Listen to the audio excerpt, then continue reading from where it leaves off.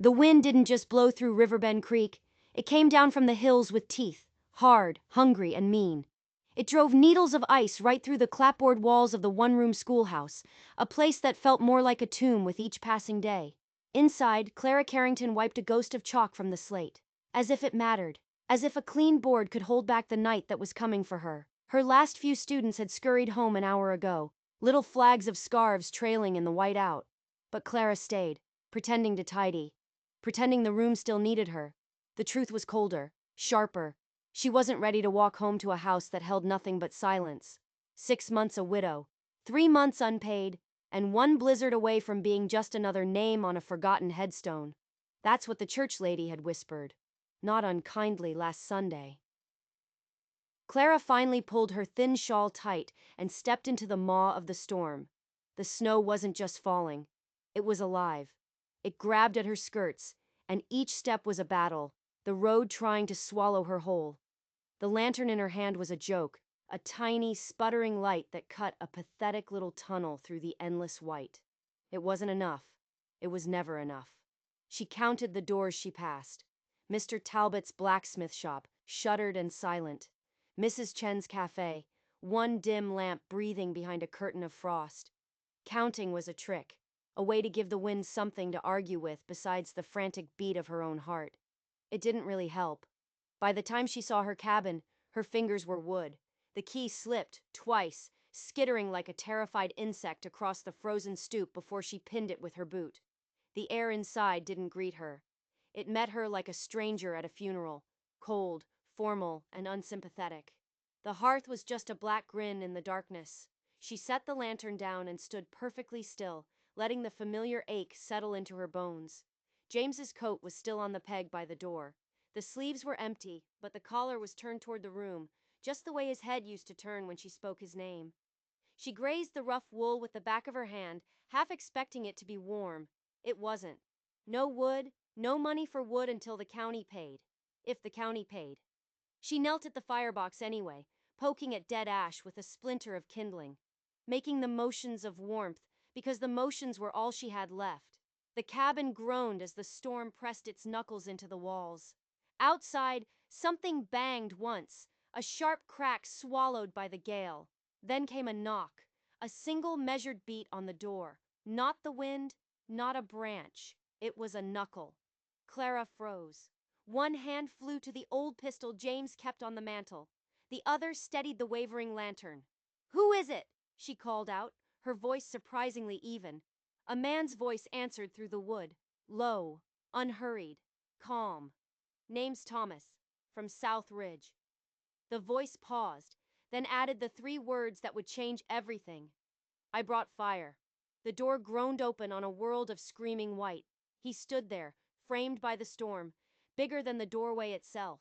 His hat was heavy with ice, his coat powdered white. In the crook of one arm, he held a canvas sack brimming with chopped wood. He didn't seem imposing, just steady, as if the storm itself didn't dare to move him. "Thomas Roar," he said, his voice the same low rumble she'd heard through the door. "From South Ridge. I heard you'd run out. Figured we could trade some fire for some supper." Pride was the only thing holding Clara upright. It screamed at her to refuse, to slam the door in his face and freeze with her dignity intact. But the cold in her cabin was a physical thing. It was a predator, and it was winning. She stepped aside without a word.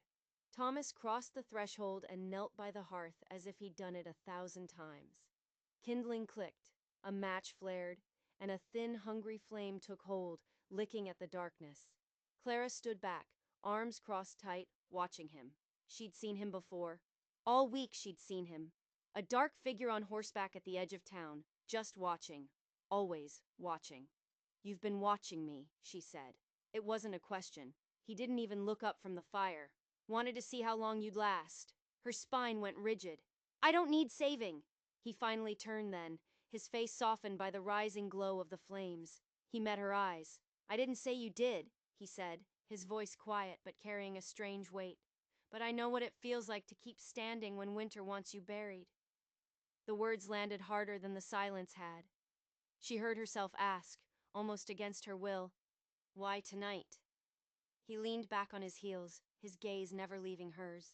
Because the storm out there is gonna swallow this valley whole, and because I'd rather not see a good woman freeze for the sake of her pride. No one had called her a good woman in a long, long time. She busied herself with what was left in her cupboard. Stale bread, thin broth. They ate facing the fire, the silence broken only by the crackle of the flames and the howl of the wind. He didn't complain about the meager meal. Instead, he talked. He spoke of cattle trails, of wolves in the high country, of a brother he'd buried after the war. And then, without any flourish, he told her about a wife he'd lost to a fever. Clara just listened. She offered none of her own stories. He didn't ask for them. When he finally rose to leave, he stacked the rest of the wood neatly by the hearth. He set a small parcel on her table. Flour, coffee, a wedge of cheese, he said, his voice matter of fact. No pity, just a fair trade for the supper. He opened the door and the storm screamed into the room. Thomas stepped into it without a flicker of hesitation, his shoulders squared against the gale.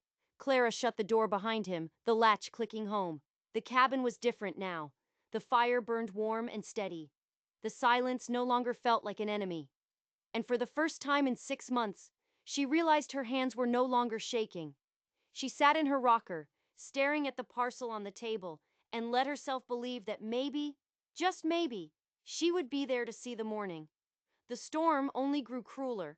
By Friday, the town was a ghost of itself. Doors bolted, streets buried, but Clara Carrington still trudged through the drifts to the schoolhouse. Her classroom, once bustling with 20 children, now held only 3. Mary Goodwin, whose father was laid up with a broken leg.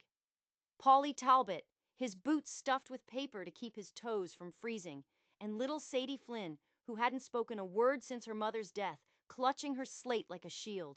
Clara lit the last of her kindling and read from Little Women, her voice a whisper against the rattling windows. Her own hands were numb, but she kept going. The fire died. The room grew colder. "I've got the key to my castle in the air," she read, her voice shaking. "But whether I can unlock the door remains to be seen." That's when the schoolhouse door exploded open. Thomas' roar filled the frame, his hat dripping, his eyes hard as frozen earth. "School's closed," he said. It wasn't a suggestion. Clara shot to her feet, pride flaring hotter than the dying embers. "You don't decide that, Mr. Roar. I am their teacher."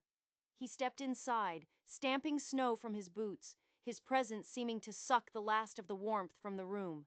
"This storm's turned," he said, his voice firm, measured. "This building won't hold another night. I brought the wagon, blankets, hot water. I already spoke to their families. They agreed."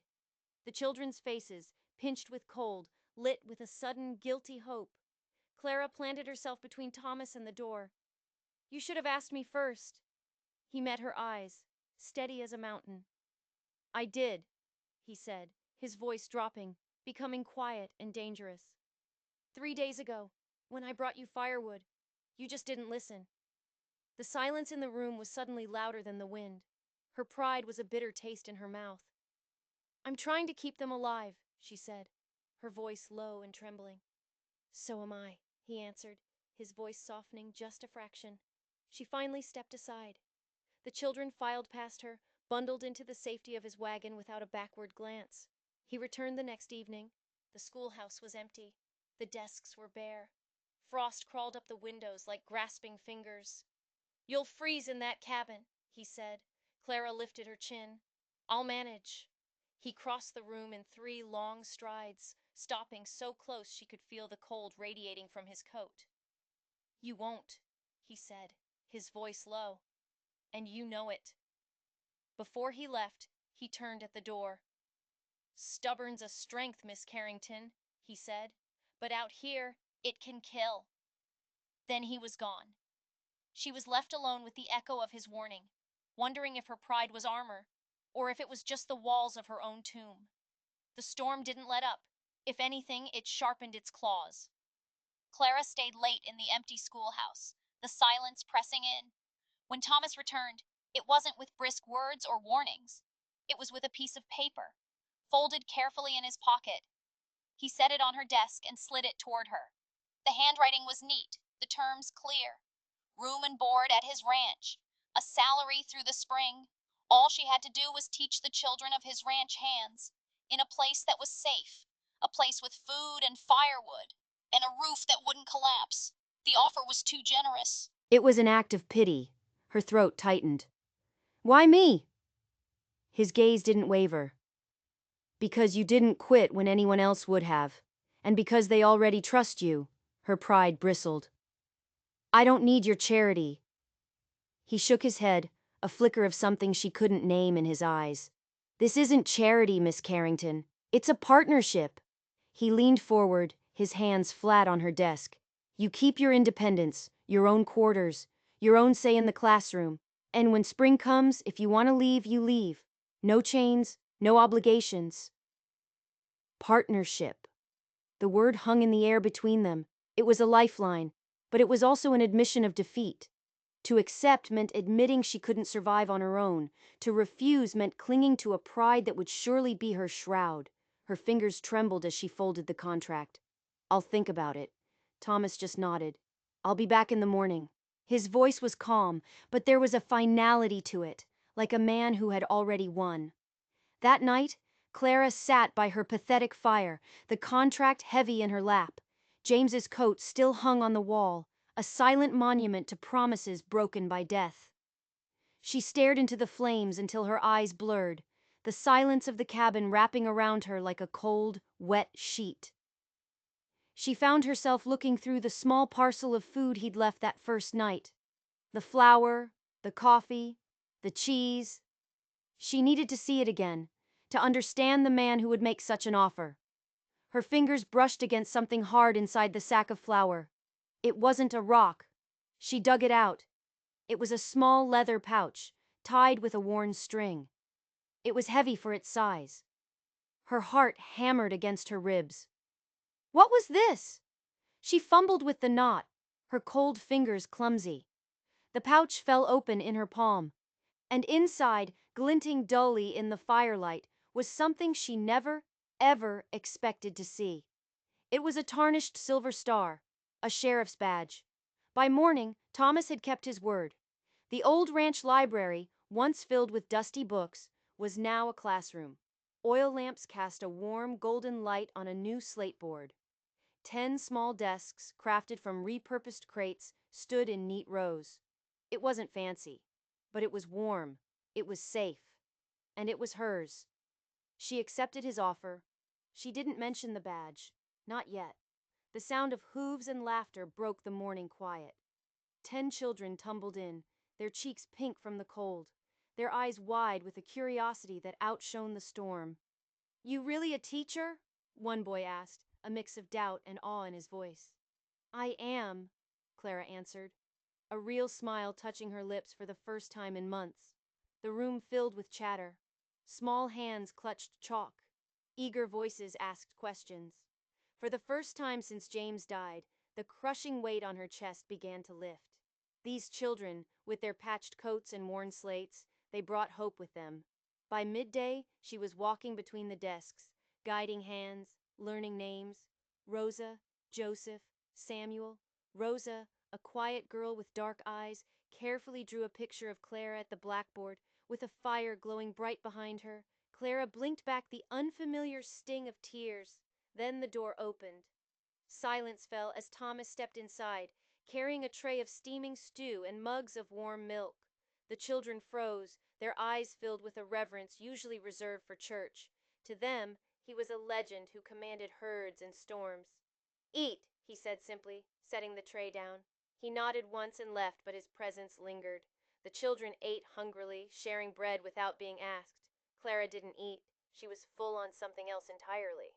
When the room was empty at the end of the day, a soft knock came at the door. It was Thomas again. He set a folded bundle on her desk. A blanket, he said. Wool, hand-stitched.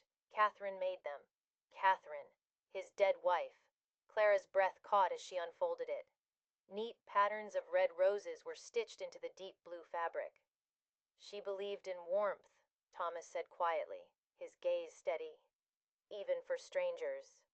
Clara wrapped the blanket around her shoulders. It was heavy and real and impossibly warm. The warmth came from more than just the wool. It was a memory. It was grief. And it was perhaps the first fragile flicker of something new. But as she sat there, wrapped in a dead woman's blanket, a new, colder thought snaked into her mind. He'd told her his wife died of a fever, but the badge in her pocket felt heavy as a tombstone. Fevers didn't require sheriffs. Clara lingered by the fire long after the children had gone, the wool blanket heavy on her shoulders. The hand-stitched roses felt like a secret against her skin. It wasn't just a blanket. It was a piece of another woman's love, another woman's life, now resting on her.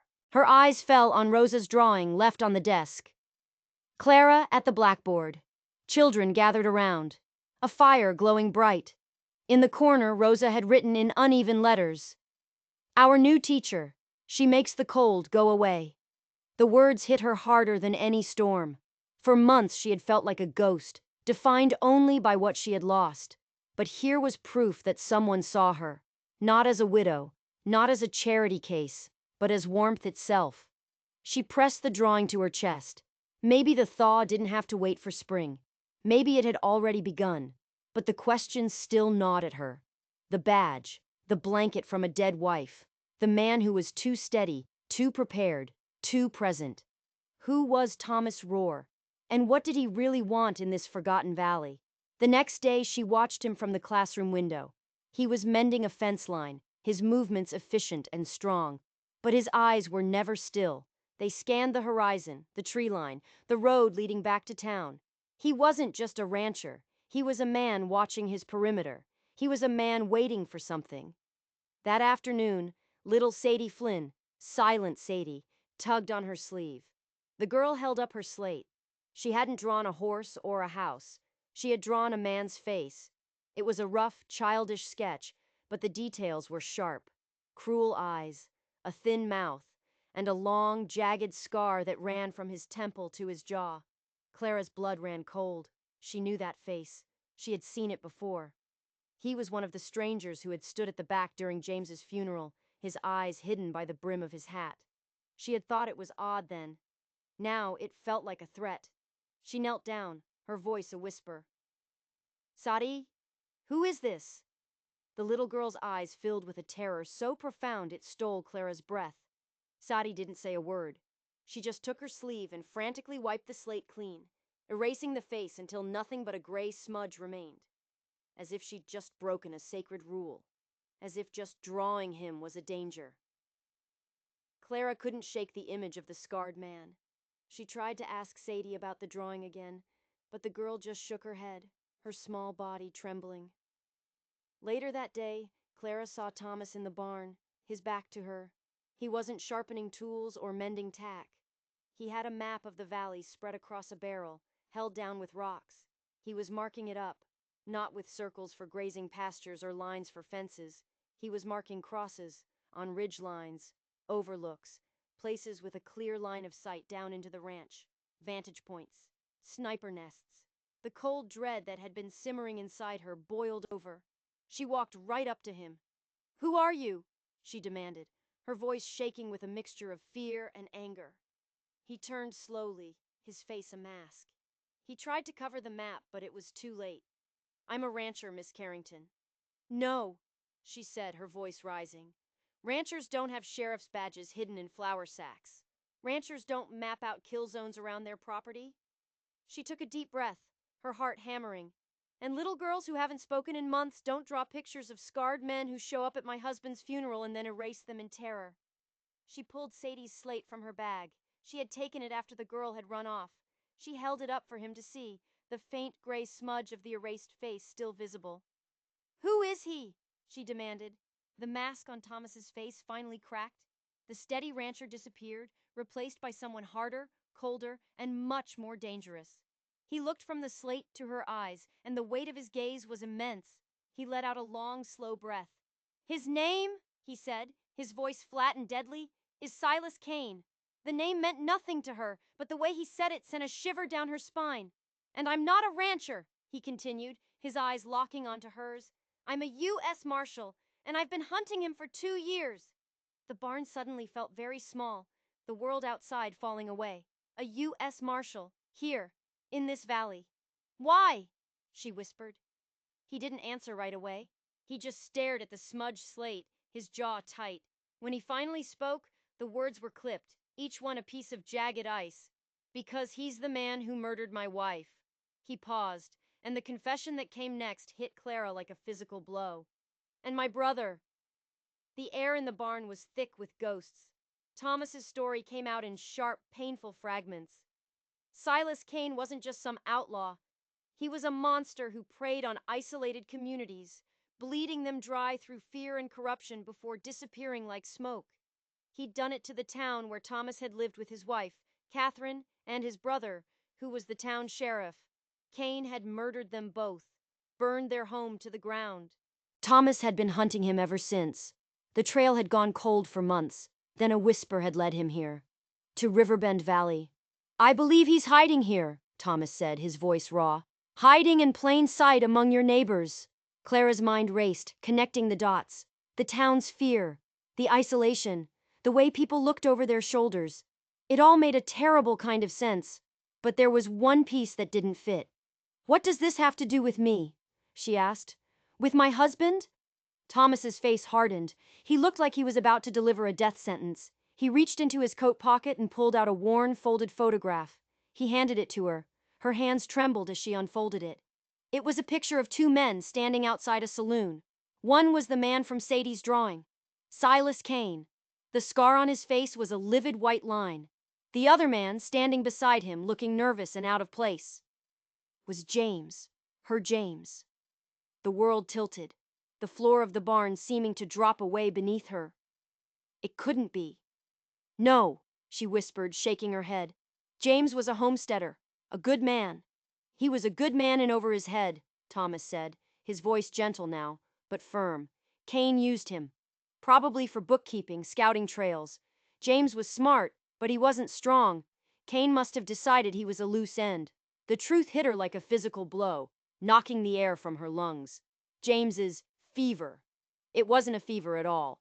It was murder. The county not paying her salary. It was because the county clerk was on Kane's payroll. They weren't trying to starve her. They were trying to squeeze her out, to get her to abandon the cabin because James had hidden something. I wasn't just watching you because I was worried you'd freeze, Thomas admitted, the confession heavy in the air. I was watching you because I think James hid something for Kane before he died. A ledger, a map, something valuable, something Kane still wants. He looked at her, his eyes filled with a grim certainty. And I think it's still in your cabin. They had to go back. The storm had returned with a vengeance, but it didn't matter. They rode through the blizzard, the wind tearing at them, the snow a blinding curtain. The cabin looked small and pathetic against the fury of the storm. Inside, it was even colder than she remembered. Where would he hide it? Thomas asked, his eyes scanning the single room. Clara's mind was a numb fog of betrayal and grief. James, her James, mixed up with a killer. It was unthinkable, but the photograph in her pocket was undeniable. He was always fixing things, she said, her voice hollow. Always tinkering. She thought back to the last week of his life. He'd been jumpy, nervous, he'd barely slept, and he'd spent 2 whole days working on the hearth. He complained about a loose floorboard, she whispered. Right here. She pointed to the stones in front of the dead firebox. Thomas didn't hesitate. He grabbed the iron poker and began prying at the boards. The wood groaned, then splintered. Underneath, nestled in the dirt, was a small tin box. Thomas reached for it, his breath misting in the frigid air. And at that exact moment, the cabin door burst open. Framed in the doorway, snow swirling around him, was not Silas Kane. It was Mr. Talbot, the town blacksmith, and he was holding a double-barreled shotgun aimed right at Thomas's chest. Don't touch that box! Talbot snarled, his face pale with terror. Clara stared, her mind struggling to make sense of it. Mr. Talbot, who had shod their horse, who had always had a kind word for her students. He was one of them. He has my son, Talbot choked out, tears freezing on his cheeks. Kane has my Polly. He told me to watch you, to report back. His eyes darted nervously toward the open door. He's waiting, up at the old abandoned mine. I was supposed to bring you both, and the box. Thomas slowly raised his hands, his eyes never leaving the blacksmith's. Let the boy go, Talbot, Thomas said, his voice low and calm. We can sort this out. You don't understand, Talbot cried. He'll kill him. He'll... A loud crack echoed from the storm outside. A red flower bloomed on Mr. Talbot's chest. He staggered backward, the shotgun clattering to the floor, his eyes wide with shocked surprise. Then he fell. Silas Kane and his men were outside, and they had the cabin surrounded. Gunshots exploded from the darkness, splintering the doorframe, shattering the single window. Thomas reacted instantly. He shoved Clara to the floor, grabbed the tin box, and kicked the heavy table over, creating a makeshift barricade. The mild-mannered rancher was gone. In his place was a marshal, his movements precise and deadly. He pulled his own pistol, its dark metal gleaming in the lantern light. They won't come in, he yelled over the gunfire. They'll try to burn us out. He was right. A flicker of orange light appeared at the window. They were throwing torches. This box, he said, tapping the tin container. It's a ledger. It has to be. All of Kane's operations, the names of the men he owns. It's the only thing that can bring him down. The smoke was getting thicker, the crackle of flames growing louder. There's a window in the back, in the pantry, Clara gasped, crawling toward him. It's small. It'll have to be enough, he said. He laid down covering fire. 3 quick shots into the darkness that sent Kane's men scrambling. Go! Now! Clara scrambled through the tiny pantry, wrestled with the frozen latch on the window, and tumbled out into the blizzard. The cold was a physical shock. Thomas followed a second later, landing lightly on his feet, the box clutched in one hand, his pistol in the other.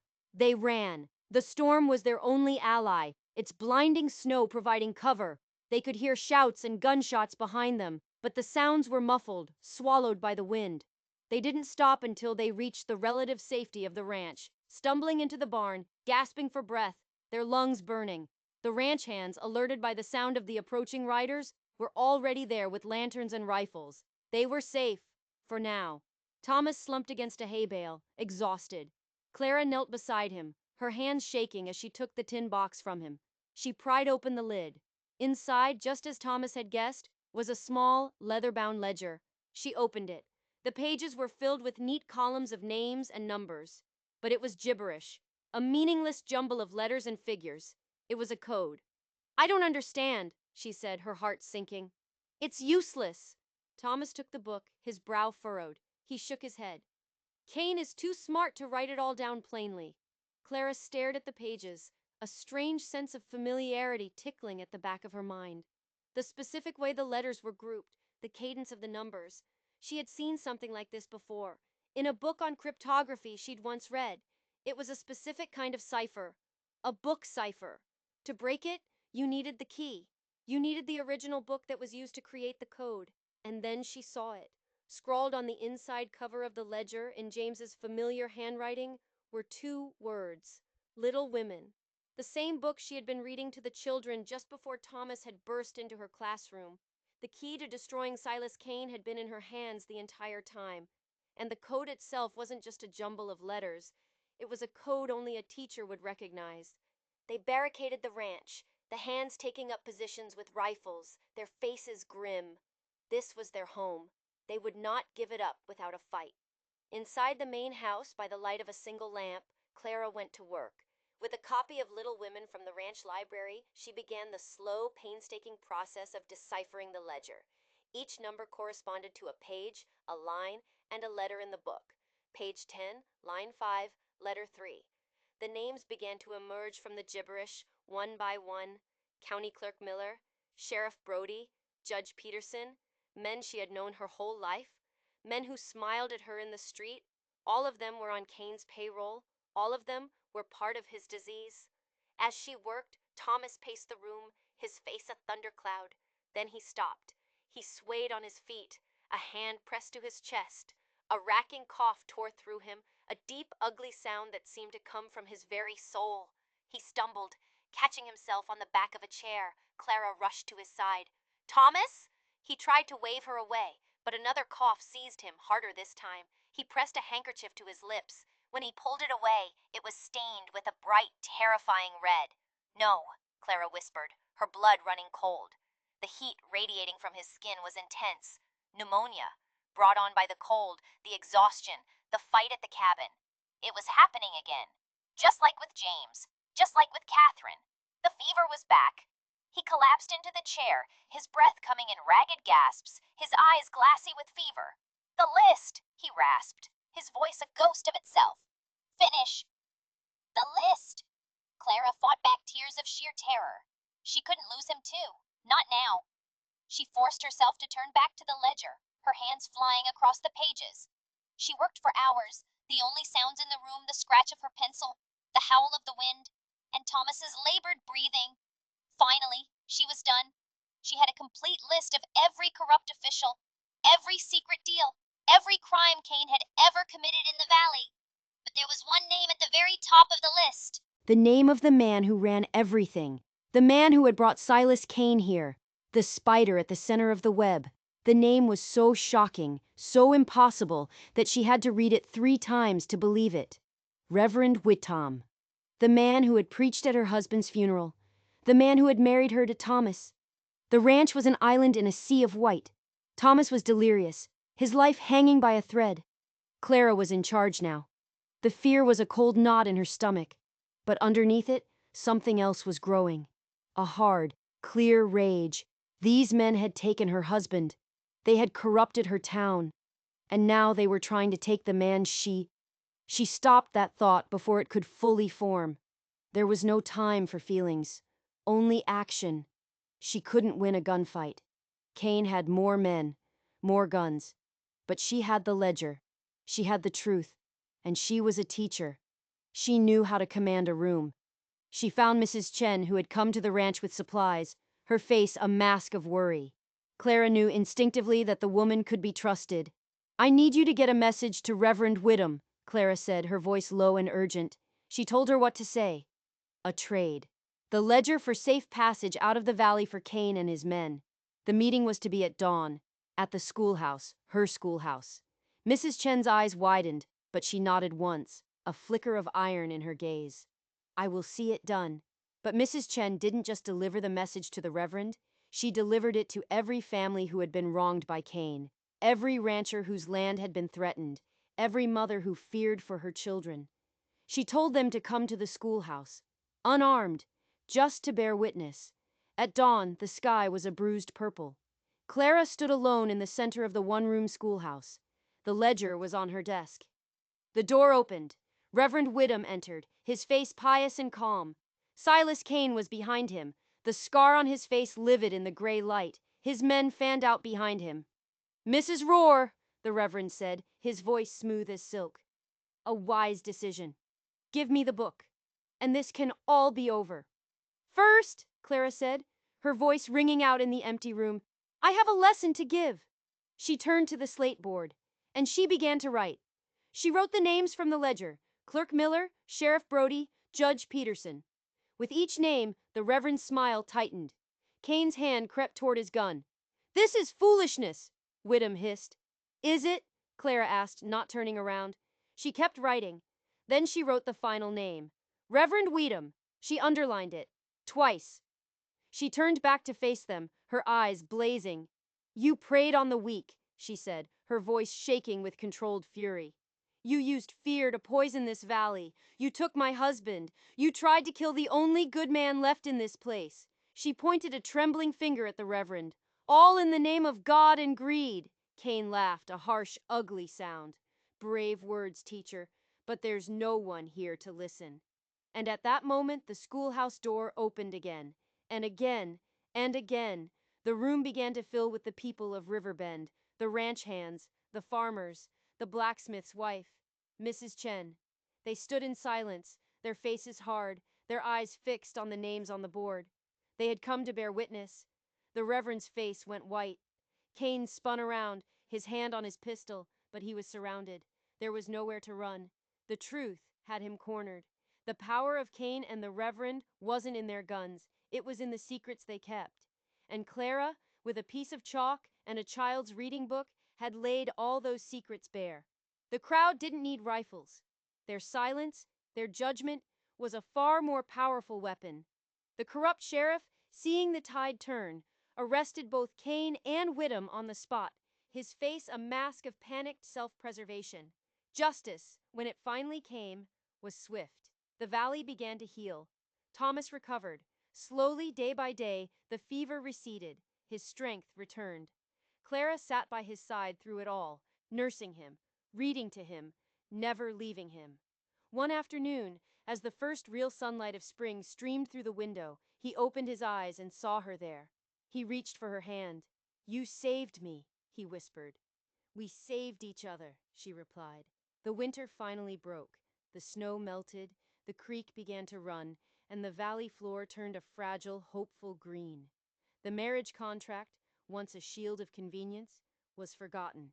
Their real marriage had been forged in a blizzard, tested by fire, and sealed not by a preacher's words, but by shared survival.